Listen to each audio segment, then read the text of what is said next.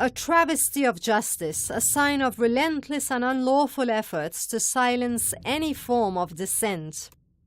This is how Amnesty International slammed a Bahraini court's order of a life sentence for prominent Bahraini activist and cleric Sheikh Ali Salman and his 2 aides. The appellate court in Bahrain charged them of collaborating with Qatar with the purpose of overthrowing the regime. A charge which was dismissed by many, namely Amnesty International, which acknowledged Sheikh Salman as the prisoner of conscience who is being held solely for peacefully exercising his right to freedom of expression.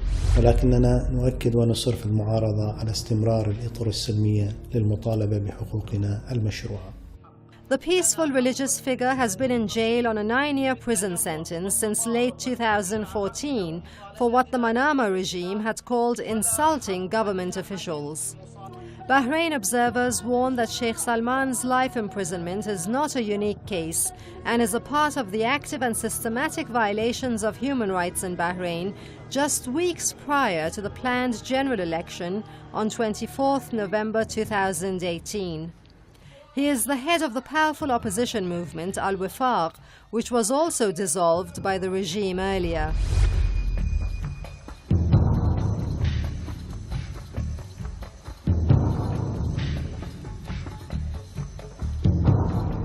Sheikh Ali Salman has not leaned to this play. For that reason, he was being sentenced to life imprisonment for nothing more than talking or receiving a call from a leader of a Gulf Council state.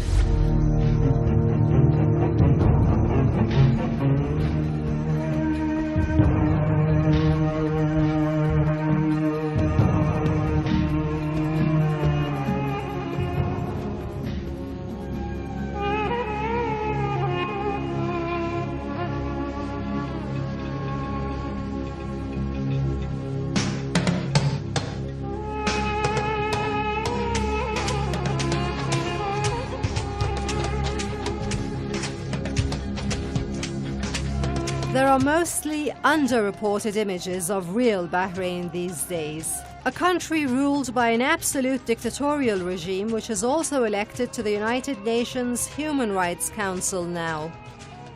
After receiving 165 out of 192 votes, the UN General Assembly gave the regime a seat on the council from 2019 until 2022.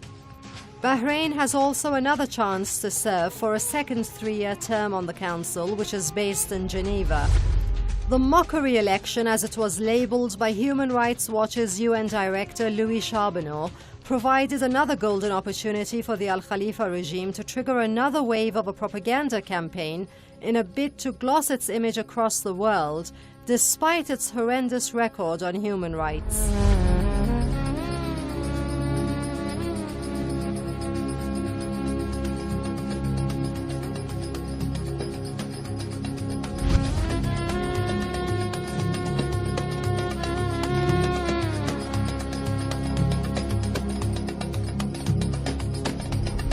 The House of Khalifa is rewarded with the Human Rights Council seat despite its long record of hundreds of raids on residential buildings, the forcible disappearance of tens of ordinary citizens, hundreds of arbitrary arrests, and widespread and systematic use of torture in its notorious prisons.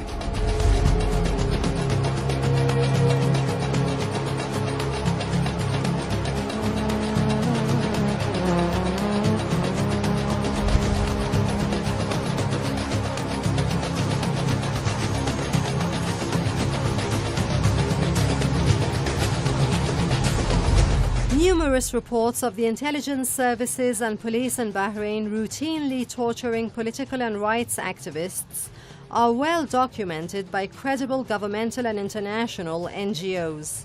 They also warn about the culture of impunity in Bahrain, warnings that have so far fallen on the deaf ears of the international community.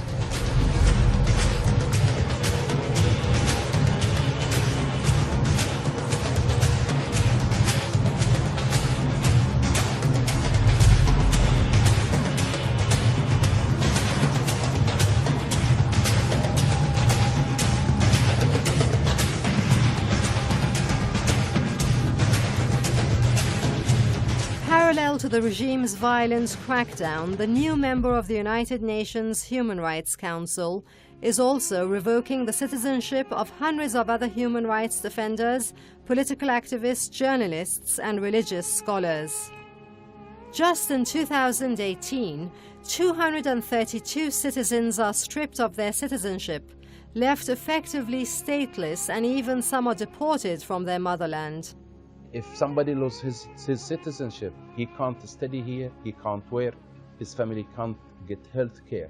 It means that he should either leave Bahrain or live here with a very difficult situation where it's difficult to get a job or education or even treated in a public hospital. There is no logic behind it, and yet the government failed to provide any proof or evidence that why they done so, other than targeting me because I was active and I was challenging them toward many corruption cases, human rights violations, and demanding the serious reforms in Bahrain.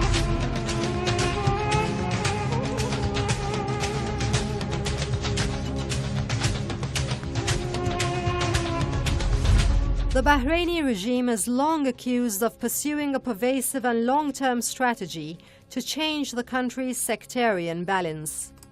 Both indigenous Shia and Sunni Bahraini citizens have protested over an influx of foreign citizens, while the Bahrainis have been stripped of their citizenship. The regime has never conducted an official survey of the demographic makeup of the country since 1941. Those following Bahrain developments are increasingly voicing an urgent need for taking back the tiny island into the spotlight. Manama enjoys an extensive propaganda apparatus to promote and improve its international image, particularly in the Western media. The American and British PR firms also help out Bahrain's monarchy, spinning Washington and London on their behalf. Manama also takes a Track 2 policy inside its borders. Closure of opposition media, the forced resignation of senior media personnel, harassment of local journalists and foreign TV crews, intimidation of Bahrainis who talk to foreign journalists, and arrests of bloggers have now turned into a routine inside the country.